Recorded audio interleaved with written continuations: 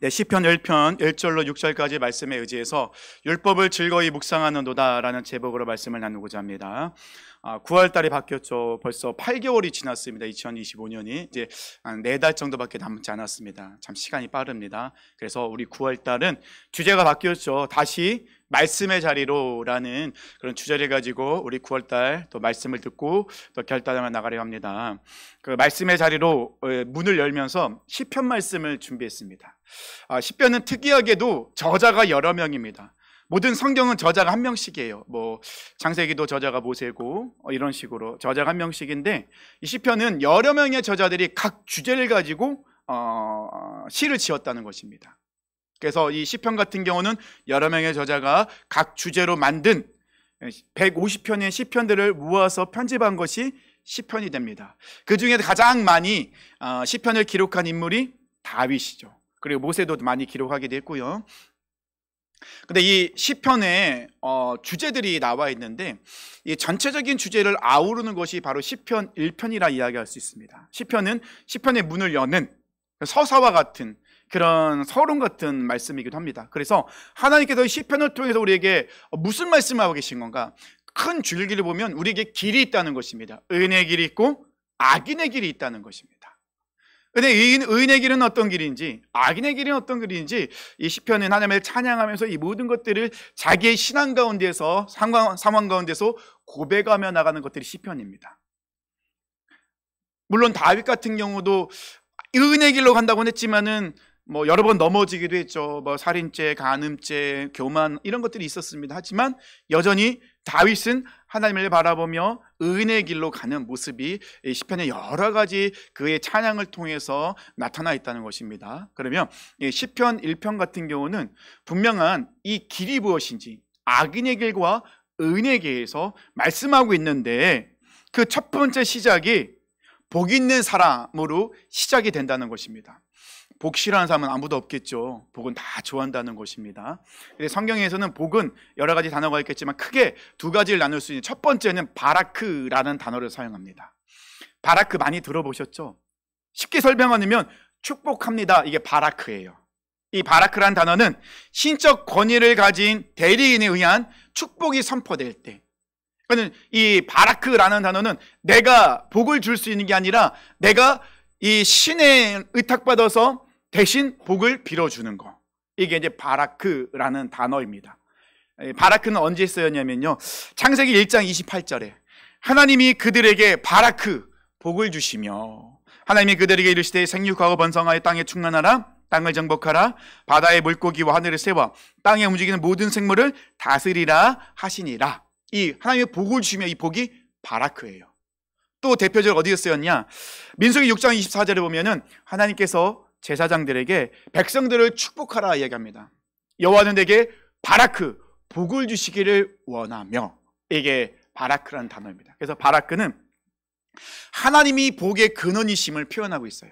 그리고 선포적 성격이 강하죠. 왜냐하면 축복합니다, 선포하는 거잖아요. 우리에게 복이 있는 것이 아니라 하나님의 복의 근원, 하나님께 복이 있는데 복을 주시는 하나님이 당신에게 복을 주길 원합니다. 그래서 축복이 빌축자의 복복자가 아니야, 복을 빌어주는 거. 그래서 하나님은 우리에게 축복하시는 것이 아니라 하나님 우리에게 복을 주시는 분. 왜냐하면 하나님보다 위에 있는 분이 없어요. 하나님의 복의 근원이기 때문에. 그래서 하나님이 우리에게 축복을 원하십니다라는 것은 단어적으로 맞지 않아요. 왜냐하면 하나님의 복의 근원이시기 때문에 하나님이 우리에게 복을 주시길 원합니다. 하나님이 당신에게 복을 주길 원합니다, 이런 식으로. 근데 우리는 복이 나올 수가 없어요. 그래서 우리는 하나님이 갖고 계신 복을 대신 빌어주는 거예요. 그래서 축복입니다. 이것이 바라크라는 단어입니다. 또 하나 아샤르라는 단어가 있어요. 근데 이 아샤르라는 단어는 하나님과의 교제 안에서 이루어지는 하나님의 말씀에 순종하는 자들이 받는 것들. 그래서 더 쉽게 설명드리면, 어떤 목사님이 이거를 아주 쉽게 설명해 주셨더라고요. 어떻게 설명했냐면, 이 아샤르라는 단어는 약간 감탄사 같은 느낌이 있어요. 쉽게 설명드리면요, 예를 듭니다. 우리 수아자매의 아버지가 이재용 씨예요. 삼성 회장님. 그래 우리가 뭐라죠? 우와, 아버지가 이재용이야? 이게 아샤르예요. 당신은 벌써 복을 받았네요. 복을 누리고 있네요. 왜냐, 아버지가 이재용 씨니까 아버지가 갖고 있는 것을 딸이 다 누리잖아요. 이게 아셔르라는 단어예요. 딸이 아버지와 관계를 맺고 있을 때 아버지가 갖고 있는 것을 누리는 거, 이것이 아셔르라는 단어를 쓰고 있습니다. 근데 이것은 성경에서 복이라고 해석을 해서 우리에게 알려주고 있어요. 근데 시편 1편 1절 복 있는 사람이, 이 복이 아셔르예요. 바라크가 아니라 아셔르입니다. 그러니까 당신은 벌써 복을 누리고 있는 사람입니다. 그럼 복을 누리고 있는 사람이 어떤 사람인지 아십니까? 라는 것을 지금 시편 1편을 통해서 알려주고 있어요. 그래서 아셔르의 단어의 가장 중요한 핵심 포인트는 뭐냐면 하나님과의 관계. 정말 복받은 사람은 하나님과 깊은 관계를 맺고 있는 사람이 바로 복받은 사람, 복 있는 사람입니다. 그럼 하나님과 깊은 관계를 맺고 있는 사람이 어떤 사람인지 아십니까? 라고 하면서 시편 기자는 우리에게 그것을 알려주고 있습니다. 예수님께서 마태복음 5장의 산상순, 복 있는 사람은 일단 이 복이 이 히브리어 아샤르하고 연결이 되어 있는 거예요. 그래서 아샤르는 세상적인 물질, 건강, 성공의 개념이 아니에요. 하나님과 동행함으로 하나님께 주시는 우리 기쁨과 즐거움을 누리는 그 자체가 바로 복 있는 사람의 모습입니다. 사람들은 보통 복하면은 성공, 물질, 건강을 이야기하지만 이 시편 1편 아셔르, 이 복 있는 사람은 그런 것이 아니라 정말 복의 근원이신 하나님과 어떤 관계를 맺고 있는지, 하나님과 깊은 관계를 맺고 있는 사람은 바로 복 있는, 복받은 사람, 그런 사람이 바로 우리 모습이 되어야 됩니다 라고 시편 기자는 말씀하고 있다는 것입니다. 요한복음 15장 5절에 포도나무 비유가 나오잖아요. 나는 포도나무요 너희는 가지라. 그가 내 안에 내가 그 안에 거하면 사람이 열매를 많이 맺나니 나를 떠나서는 너희가 아무것도 할 수 없음이라. 이것이 바로 아셔르라는 거예요. 하나님 안에 거하는 거, 하나님의 말씀 안에 뿌리를 내리고 있는 거, 그 자체가 바로 복 있는 사람의 모습. 그래서 시편 기자는 그러면 복 있는 사람, 이 아셔르, 하나님 안에 거하는 사람과 이 악인의 삶을 비교하고 있는데, 이 비교할 때 가장 중심이 되고 기준이 되는 것이 있습니다. 복 있는 사람과 이 복 있는 사람, 의인의 삶과 악인의 사람의 그 결정적인 그 기준, 차이가 무엇인지 아십니까? 그것이 바로 여호와의 율법을 즐거워하여 주야로 묵상하는 자. 하나님의 율법을 즐거워하면서 날마다 매 순간순간마다 말씀을 묵상하는 자, 이 사람이 바로 복 있는 사람, 의인의 모습이라는 거죠. 그래서 시편 기자는 이 복 있는 사람, 의인의 삶과 그 다음에 악인의 삶은 비교하면서 얘기하고 있는데, 첫 번째로 복 있는 사람의 모습이 어떤 모습인지 아십니까? 그럼 복된 삶에 살아가는 사람들은 이런 모습으로 살아가야 되는데 세 가지를 이야기하고 있죠. 1절에 나와 있습니다. 복 있는 사람은 첫 번째 뭐죠? 악인의 꾀를 따르지 아니하며. 오늘 말씀은 잠깐 그 원어를 좀 풀어가면서 말씀을 나누도록 하겠습니다. 그러면 악인들의 꾀를 따르지 않는다. 그러면 악인들은 어떤 사람이냐? 원어로 보면 라샤라는 단어를 씁니다. 이 라샤라는 단어는 법적으로 유죄 판결을 받은 사람이에요. 그럼 왜 유죄 판결을 받았느냐? 하나님을 대적하거나 말씀에 불순종함으로 유죄 판결을 받은 사람이 악인이라는 거예요. 자기가 하나님이 되어서 하나님 없는 삶을 살아가는 사람들을 악인이라 지칭하고 있습니다. 그런데 악인들에게는 꾀가 있어요. 어떤 꾀냐? 이 꾀는요, 원어적으로 보면 충고 계획입니다. 악인들이 계획하는 것은 무엇이냐? 세속주의적 가치관, 자기 중심적 판단 기준 등으로 그 삶을 살아가는 사람들. 그들의 가치관은 철저하게 세속주의예요. 뭐냐면 그들은 하나님을 대적하고 있기 때문에, 말씀에 불순종하기 때문에 그들의 꾀, 그들의 충고 계획들은 다 하나님을 대적하는 것들이 다 묻어나온다는 겁니다. 그러면 악인들의 꾀를 따르다, 그 따른다는 건 뭐냐면요, 한 번만이 아니라 지속적으로 삶의 방향이 틀어져 있다는 거예요. 정확해 보면 악인들의 꾀를 따른다는 것은 하나님을 대적하는 자들의 영향력에 내 삶의 길의 방향을 잡지 않는 거예요. 그러면 악인들의 꾀는요, 하나님을 떠나 만들게 되는, 대적하게 만드는 것들이 보통 악인들의 꾀라는 것입니다. 그러면 이 시편 기자는 이야기합니다. 복 있는 사람은 악인들의 꾀를 따르지 아니하며 악인들의 사고방식, 그들의 말, 그들의 가치관에 영향을 받으면 안 됩니다. 그들이 가고 있는 인생의 길을 어떻게 해요? 가면 안 됩니다. 따라가면 안 된다는 거예요. 그래서 이 시편 기자는 정말 복 있는 사람은 하나님을 대적하고 부인하는, 하나님 없는 가치관을 갖고 있는 그들의 가치관과 정반대의 가치관을 갖는 사람. 복 있는 사람은 악인의 삶과 정반대의 삶을 살아가는 사람, 이런 사람이 바로 복 있는 사람이다. 우리 인생은요, 속도보다 방향이 중요합니다. 방향을 잘 잡으면 천천히 가도 돼요. 근데 방향을 잡지 못하고 빨리 가면 빨리 갈수록 멀어질 뿐입니다. 악인의 꾀를 따른다는 것은 방향을 잘못 잡은 거예요. 그들의 말에 영향을 받아서 하나님의 말씀을 대적하는 길로 들어선 거예요. 복 있는 사람들은 그런 것을 어떻게 해요? 깨닫고 돌이키고 반대의 길을 가야 된다는 거예요. 사실 그 길 가기는 어렵긴 해요. 세상은 계속해서 악인의 길을 가도록 만들죠. 하나님을 대적하게 만들고, 그런 상황 속에 우리는 하나님이 인정하는 가치관을 갖고 있어야 되니 결코 쉽진 않죠. 두 번째, 복 있는 사람의 길은 죄인들의 길에 서지 아니하며입니다. 그건 죄인은 원어적으로 볼 때 하타라는 단어를 쓰고 있습니다. 하타는요, 관역에서 벗어난 거예요. 즉 하나님의 말씀 뜻에서 벗어난 자들. 근데 조금 더 적나라하게 표현하면요, 하나님의 말씀과 뜻을 알지만 의지적으로 불순종하는 자들이에요. 이게 죄인의 모습입니다. 하나님의 말씀도 알아요. 뜻도 알아요. 그런데 순종하지 않아요. 이게 죄인들의 모습입니다. 그러니까 죄인들의 길, 이 길은요, 삶의 태도, 습관, 행동 양식을 이야기합니다. 그러니까 죄인들의 길이라는 것은 그들이 습관적으로 하나님을 불순종한 모습들. 서다라는 것은요, 그 죄인들을 동조하면서 그 편이 되는 거예요. 죄인들의 편에 서는 겁니다. 말씀도 알고 있죠. 하나님의 살아계심도 알고 있어요. 그런데 하나님의 말씀에 순종하지 않습니다. 왜 순종하지 않습니까? 내가 갖고 있는 걸 포기하고 싶지가 않아요. 너무 재밌거든요. 너무 즐겁거든요. 근데 하나님의 말씀은 하지 말라고 하고 있어요. 그럼 하지 않는 게 맞는데 못하겠어요. 왜냐면 내 중심, 내가 좋아하는 거기 때문에. 이게 죄인들의 길에 서는 모습이죠.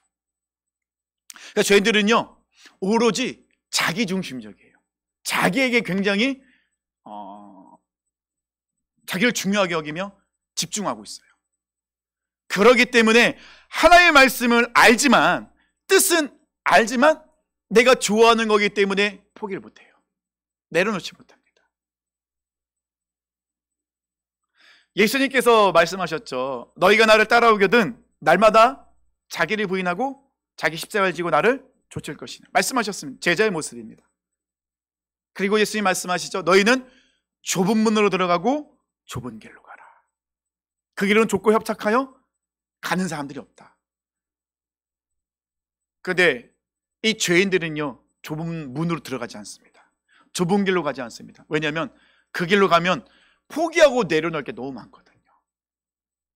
내가 그동안 좋아하고 즐긴 것들을 내려놔야 되기 때문에 쉽게 그러지 못해요. 그래서 죄인들은 넓은 길로 갑니다. 근데 그 넓은 길은 어떤 길이죠? 멸망의 길, 심판의 길이라는 것입니다. 그래서 복 있는 사람은 철저하게 하나님의 말씀에 나를 맞추는 자들이에요. 죄인들은요, 오로지 자기를 맞추는 거잖아요. 하나님의 말씀을 나에게 맞추는 것이 아니라 내가 하나님의 말씀에 맞추는 것. 이것이 바로 죄인들의 길에 서지 않는 복 있는 사람의 모습입니다. 그래서 이 죄인들의 이야기와 그들의 행동 습관과 그들의 가치관에 동조하지 않아요. 그들 편에 서지 않습니다. 어디 편에 섭니까? 하나님 편에 서죠. 그것이 바로 복 있는 사람의 모습, 죄인들의 길에 서지 않는 이 복 있는 사람의 모습입니다. 세 번째는요, 오만한 자들의 자리에 앉지 아니하며. 이 오만한의 원어는 레침이라는 단어를 쓰고 있는데, 레침은요, 이 루스에서 나왔어요. 루스는 비웃다, 조롱하다라는 뜻을 갖고 있습니다. 그래서 이 오만한 자는 결과적으로는요, 하나님의 말씀을 비웃는 자들, 무시하는 자들, 하나님의 말씀을 자기 입맛대로 왜곡하는 자들, 이런 사람들을 오만한 자라고 이야기합니다.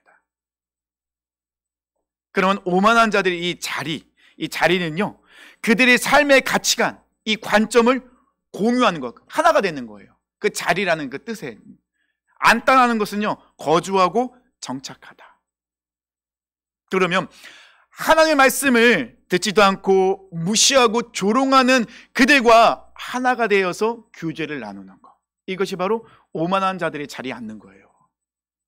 교제를 나눈다는 것은 무엇을 이야기하냐면, 예를 들면요, 제가 만약에 KTX를 타고 서울을 간다고 하십시오. 그러면 제가 8호차에 탔어요. 8호차에는 많은 사람들이 타고 있을 것입니다.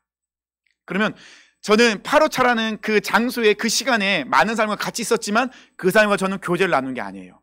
서로 몰라요. 이야기를 하지도 않고 제 생각도 공유하지 않고 그냥 그 자리에만 같이 있었던 거예요. 이건 교제라고 하지 않습니다. 교제라는 것은 무엇을 교제라고 합니까? 내 삶을 공유하는 것, 내 가치관을 공유하는 것, 그들과 같이 내가 하나가 되어가는 것. 그러면 이 복 있는 사람은 오만한 자들의 자리에 앉지 않는다는 것은 하나님의 말씀을 믿지 않고 대적하고 조롱하는 자들과 교제하지 않는 것. 그러니까 내가 교제를 나눠야 될 대상을 분명하게 알고 있는 자들. 그럼 우리가 교제를 나눠야 될 대상은 누굽니까? 하나님이시죠. 근데 우리는 다른 사람과 교제는 정말 열심히 하거든요. 하나님과 교제는 되게 어려워요. 안 해요. 불편해해요. 하나님 오시면은 잠깐만, 하나님 제가 잠깐 마음 좀 정리하고 오겠습니다 하고 도망가 버려요. 그런데 우리는 사실 다른 사람과 교제하는 건 되게 좋아요. 다른 사람과 이야기할 때는 정말 말을 잘해요. 이런 얘기 저런 얘기 정말 말을 잘하는데 하나님 앞에서 이야기하려면은, 하나님, 그 다음부터는 침묵으로 진행이 되는 거죠. 말을 못해요. 이 그러니까 교제의 대상을 잘못 잡고 있는 경우가 많아요. 제가 이렇게 말씀드린다고 해서 세상 사람들과 교제를 끊어버리는 건, 절교하라는 게 아니에요. 전화번호에 있는 거 다 지우라는 게 아니에요. 영향을 받으면 안 된다는 거예요. 세상 사람들이 우리에게 영향을 줄 때 어떤 것에 대해서 영향을 많이 줍니까? 그들의 가치관, 그들이 즐기는 것, 좋아하는 것, 이런 것에 대해서 굉장히 많이 영향을 우리에게 주잖아요. 그러고 있을 때 맞아 이렇게 해서 동조하는 게 아니라는 거예요. 아닌 것은 아니라 외칠 수 있는 것. 쉽게 예를 들면요, 항상 예를 들면 이 예를 들긴 하는데, 왜냐면 가장 우리가 직장생활하면서 생활하면서 어려운 부분인 술 때문에 그래요. 저도 이제 직장생활 때 술 때문에 되게 많이 싸움이 있었고 갈등과 고민이 있었거든요. 우리가 세상에 나가면은 친구들이 나오라고 합니다. 야, 술 한잔 하자. 그러면 그래, 가요. 근데 제 직장생활 때 저희 사장님이 크리스찬이었거든요. 아버님이 장로님이시고 술 고래예요. 술 너무 잘 드세요. 그래서 항상 회식을 하면 술집에 가는 거예요. 근데 사장님도 크리스찬이고 저도 크리스찬이고, 사장님은 술을 잘 먹고 전 술을 안 먹고, 누구의 문제입니까? 이 싸움은 어떻게 해야 되는 겁니까? 사장님이 저에게 물어보셨습니다. 김태우 씨는 술 먹는 거 죄라고 생각합니까? 네, 죄인데요.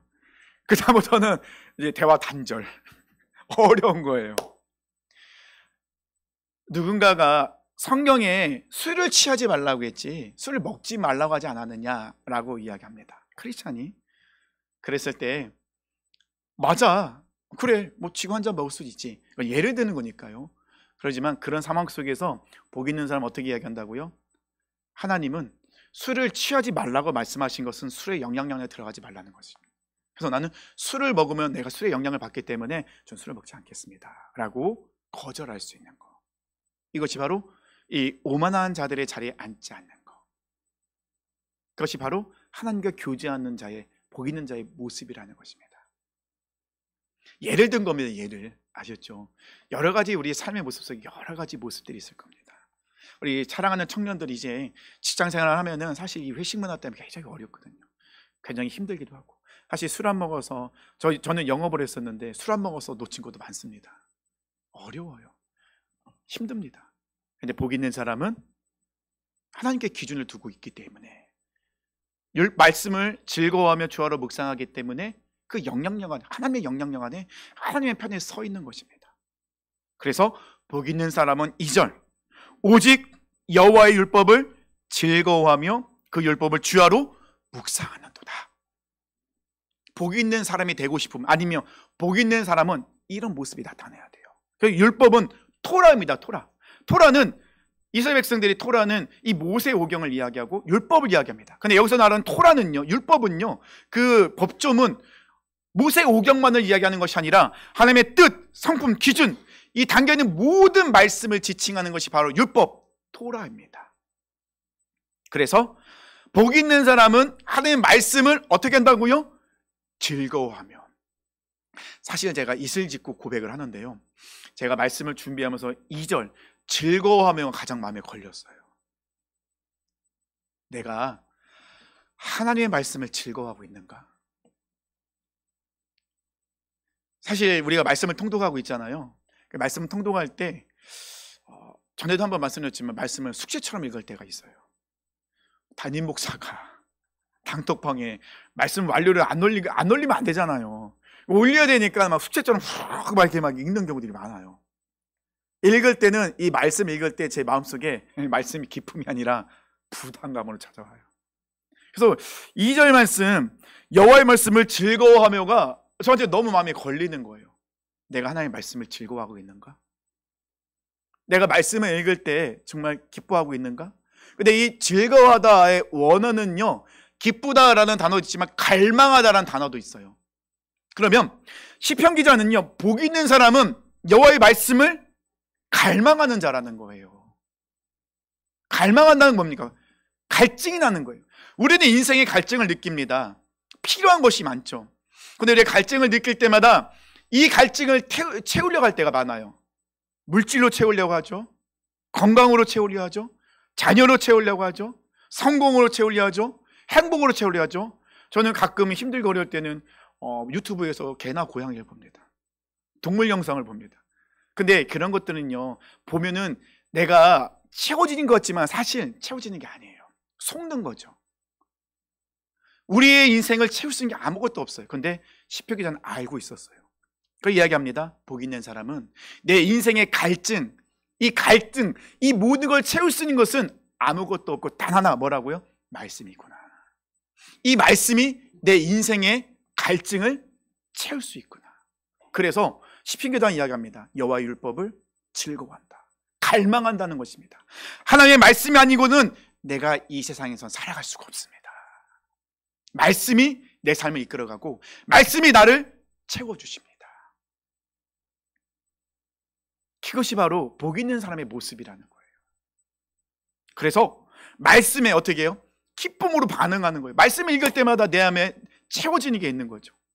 그래서 선포된 말씀을 레마의 말씀 무엇입니까? 나에게 적용된 말씀, 지금 나에게 주시는 말씀, 내 삶에 가장 필요한 말씀, 이 레마의 말씀을 받아들이는 거예요. 그러니 하나님의 말씀을 주야로 묵상하게 되는 거죠.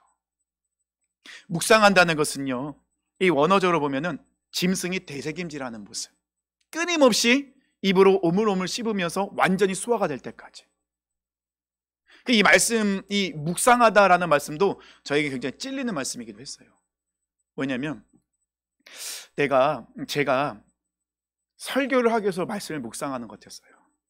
새벽 기도 설교를 하기 위해서 말씀을 묵상하고 있고, 지금 이제 우리 로마서 말씀하거든요. 언제부턴가 말씀을 묵상해서 나오는 그 말씀으로 되새김질해서 나에게서 완전 적용된 말씀이 나오는 것이 아니라 언제부턴가 설교를 하기 위해서 말씀을 묵상하는 저의 모습, 특히 오늘 말씀을 준비하면서 이것들이 굉장히 저에게는 반성해야 되는 모습으로 다가왔습니다. 앞뒤가 바뀌어 있는 거죠. 묵상함으로 하나님의 뜻을 깨달아서 전하는 것이 아니라 전하기 위해서 말씀을 묵상하는 모습. 복 있는 사람들은 어떤 사람이라고요? 끊임없이 하나님의 말씀을 생각하고 그 말씀을 질문하는 거예요. 왜냐하면 내 삶에 적용하기 위해서. 우리는 질문을 많이 해야 돼요. 말씀을 묵상하면서 모르면 질문해야 돼요. 이해가 안 되면 질문해야죠. 아프면 질문해야죠. 하나님, 너무 아픈데요? 이 말씀을 묵상할 때 저 마음이 너무 아픈데요? 질문해야 돼요. 왜 아픕니까? 이 아픔을 어떻게 해결합니까? 질문하는 거. 그리고 그 말씀을 나를 비춰보는 거.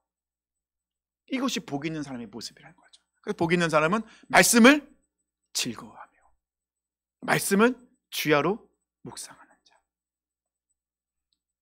말씀을 즐거워하는 게 어렵죠. 왜 이렇게 내가 좋아하는 건 하지 말라고 하는지, 하기 싫은 건 그렇게 하라고 하시는지 모르겠어요. 하나님의 뜻이 모르겠다 생각이 될 때는요, 정말 쉽게 하면은 그냥 내가 하고 싶은 거 안 하는 게 하나님 뜻이 아닐 수도 있어요. 내가 하고 싫은데 이게 해야 되는 것이 하나님의 뜻일 수도 있어요. 정말 그냥 간단하게 이야기하면요. 그런데 시편 기자는 이야기합니다. 복 있는 사람은 하나님의 말씀을 기뻐합니다.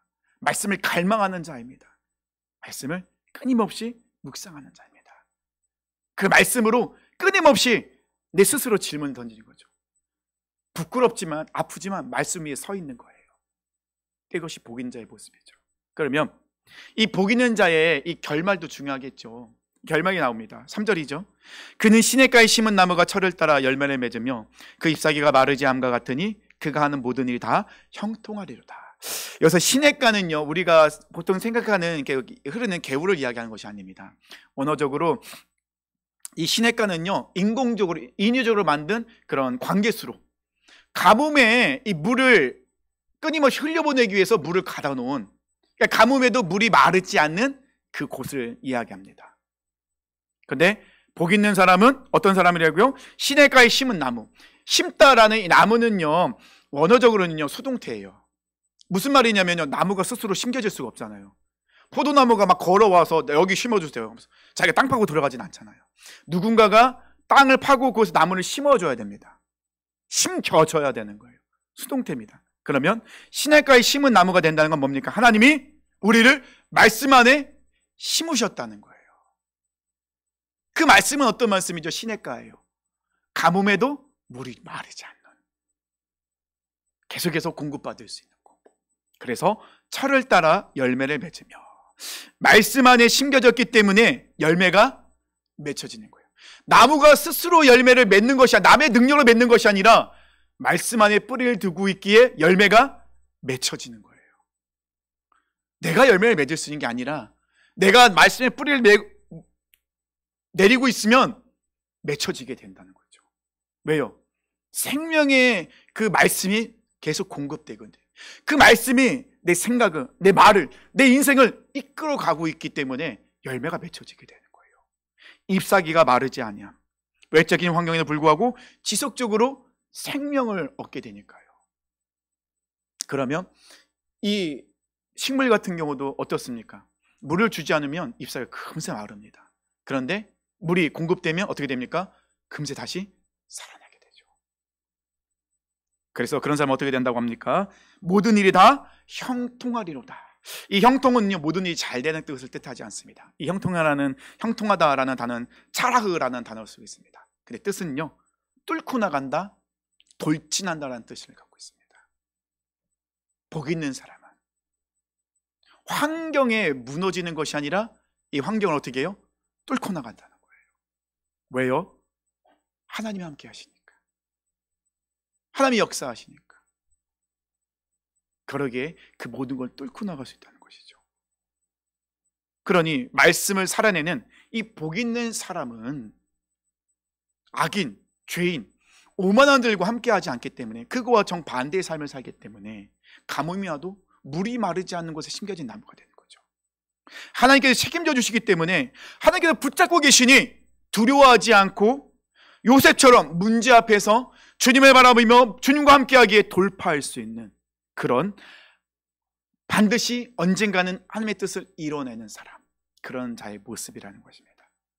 가뭄이 오면은 땅이 갈라집니다. 식물은 죽어, 수분을 공급받지 못하기 때문에 다 쭈그러들며 죽어갑니다. 쩍쩍 갈라져 있죠. 그런데 비가 내립니다. 하늘에서 비가 내리기 시작하면 그 쩍쩍 갈라진 틈 사이로 물이 올라오게 되고, 그때 식물들은 살아나게 됩니다. 바로 그런 것이 복 있는 자의 모습이에요. 하나님이 늘 공급하시기 때문에 갈급함으로 주님을 바라볼 때 단비 같은 주의 말씀이 내리니 그 말씀으로 그들이 살아나게 되는 거죠. 열매를 맺게 되는 거죠. 결국 요셉처럼 나중에는 하나님의 뜻을 이뤄가는 것들, 이것이 바로 복 있는 자의 모습. 근데 그거 아세요? 하나님은 우리를 복 있는 자로 만드셨어요. 벌써 바라크가 아니라니까요. 우리가 바로 그런 복 있는 사람이라는 거예요. 하나님 우리 이렇게 창조하셨다니까요. 근데 우리는 왜 그런 삶을 살지 못하고 있습니까? 왜 우리는 그런 영향력을 행사하지 못하고 있습니까? 왜 우리는 다른 것에 영향을 받고 계십니까? 왜 우리는 하나님의 말씀이 아닌 다른 것에 뿌리를 내고 있습니까? 그러면 악인은 어떤 사람입니까? 악인은 바람에 나는 겨와 같아서 심판을 견디지 못합니다. 바람에 나는 겨는 어떻습니까? 속이 비어 있어요. 속이 텅 빈 신앙, 실천 없는 지식, 형식적 종교인의 삶의 모습, 이게 바람에 나는 겨, 악인의 모습이라는 거예요. 이 겨는요, 겨는 속이 다 비어 있잖아요. 쭉정이잖아요. 뿌리를 제대로 내리지 못하고 있기 때문에. 그래서 바람이 불면 말씀에 뿌리를 내리고 있지 않기 때문에 그냥 날아가 버리는 거예요. 이게 악인의 모습입니다. 그러니 조금 어려움이 오거나 시험이 오거나 좀 상처받는 일이 생기면 어떻게 해요? 휙 쓰러져 버리는 거예요. 바람이 불면은 그냥 날아가 버리는 거예요. 이런 거는 악인의 모습이에요. 결국 그런 자들은 의인의 모임에 들어갈 수가 없다라고 말씀하십니다. 그러면서 6절 말씀하고 있죠. 무릇 의인들의 길은 두 가지 길이 나오죠. 의인들의 길은 여호와께서 인정하시나 악인들의 길은 망하이로다. 의인들의 길은 여호와께서 인정하세요. 악인들의 길은 망합니다. 여기서 여호와께서 인정이라는 단어가 나옵니다. 인정이라는 단어는 원어적으로 보면요, 야다예요. 야다는 뭐냐면 경험하여 알아간다는 거예요. 그러면 여호와께서 인정하신다는 것은 원어적으로 풀면요, 여호와께서 내 삶을, 내 인생의 길을 알고 계시다는 거예요. 왜냐하면 주님이 함께 하시니까. 내가 걸어가는 그 인생의 길은 하나님이 계시기 때문에 하나님이 나를 알고 내 이름을 알고 내 인생을 알고 내 아픔을 알고 내 고통을 알고 나의 모든 걸 다 알고 계시다는 거예요. 그게 복 있는 자의 길이라는 것이죠. 그러면 악인의 길은요, 하나님이 악인을 모르는 거예요. 왜요? 교제가 있지 않기 때문에, 관계가 없기 때문에. 사랑하는 성도님들, 우리 성도님이 살아가는 그 인생의 길, 하나님이 알고 계신 길을 가고 계신 거예요? 우리가 살아가는 그 인생의 길, 하나님과 함께하는 그 길을 가고 계십니까? 하나님이 있는 그 길을 가고 계십니까? 아니면 내가 걸어가는 그 인생 길에는 뒤돌아보니 하나님이 없고 오직 나만 있는 그 인생의 길을 가고 계십니까? 하나님 없는 그 길은 망하는 길이에요. 하나님이 없는 그 모든 것은 아무것도 아니라는 거예요. 시편 기자는 복 있는 사람은 하나님이 그 길을 알고 있대요. 왜냐하면 하나님이 동행해 주시기 때문에. 그래서 그 길에서 일어설 수 있다는 것이죠. 그 이름을 알고 있고 가는 길을 알고 있고 그의 가치관을 알고 있고, 왜냐하면 하나님과 깊은 교제를 나누기 때문에. 자, 말씀을 맺겠습니다. 사랑하는 성도님들, 오늘 말씀을 통해 우리가 참 우리 삶을 뒤돌아봤으면 좋겠습니다. 우리가 말씀을 듣긴 하는데, 예배는 드리긴 하는데, 하나님의 말씀을 정말 즐거워하면서 주야로 묵상하고 계십니까? 하나님의 말씀을 갈망하고 계십니까? 말씀이 아닌 여전히 내가 원하는 것으로 내 인생을 채우고 계시지 않습니까? 하나님의 말씀에 가치관을 두고 있는 사람들과 함께 동행하고 있습니까? 그들에게 영향을 받고 있습니까? 아니면 영향을 주고 있습니까? 아니면 나에게 영향을 주는 사람은 악인, 죄인, 오만한 자는 아닙니까? 세상이 나에게 영향을 주고 있지 않습니까? 나는 어디에 내 인생의 뿌리를 두고 있습니까? 바람에 나는 겨와 같이 썩어 없어질 세상에 내 인생의 뿌리를 두고 계십니까? 아니면 영원한 생명수이신 예수 그리스도, 하나님의 말씀 가운데 내 인생의 뿌리를 두고 계십니까? 하나님이 바라보는 우리의 모습은요, 복 있는 사람의 모습이에요. 그래서 하나님은 창세기 1장 28절 말씀하잖아요. 하나님 우리에게 복을 주셨잖아요. 그리고 우리가 그렇게 복을 누리는 자로서 살아가라는 거죠. 아니 이재명 씨의 자녀가 되면 복 받았다고 하면서 이재명 씨가 뛰어난 모든 걸 다 가고 계신 하나님의 자녀가 되었는데 왜 복 받은 사람을 생각을 안 하고 있죠? 왜 우리는 자꾸 실패자를 생각하고 내 인생을 왜 이렇게 꼬였나라고만 생각하고 계십니까? 하나님이 우리 삶을 주관하고 함께하고 계신데 시편 기자는 이걸 말씀하고 있습니다. 당신들은 복 있는 사람이에요. 하나님은 당신의 인생의 길을 알고 계세요. 함께 계세요. 이끌고 계십니다. 다른 곳으로 눈을 돌리지 마세요. 사랑하는 성도님들은 지금 누구와 교제를 나누고 계십니까? 하나님과 깊은 교제를 나누고 계십니까? 하나님의 교제 나누는 자가 되고 도망가고 계시지 않습니까? 이 말씀을 통해 우리가 한번 뒤돌아봤으면 좋겠습니다. 우리 한 주도 여전히 우리는 말씀을 주야로 즐거이 묵상하면서 복 있는 삶으로 살아가는 영적 전쟁을 벌이는 사람들입니다. 말씀이 아니고는, 말씀이 뿌리 두지 않고는 흔들려요. 우리 인생 얼마나 폭풍과 많이 몰아칩니까? 근데 우리가 뿌리를 두고 있지 않으면 넘어져요. 그 뿌리는 하나님의 말씀입니다. 오직 하나님만을 바라보고 생각하고 집중하여서 우리 즐겁게 하나님의 말씀을 주야로 묵상하시는 복 있는 사람, 하나님이 창조하신 그 복 있는 사람으로 회복되어서 이 한 주간의 삶, 아니 우리 앞으로의 모든 삶을 승리하시길 축원합니다.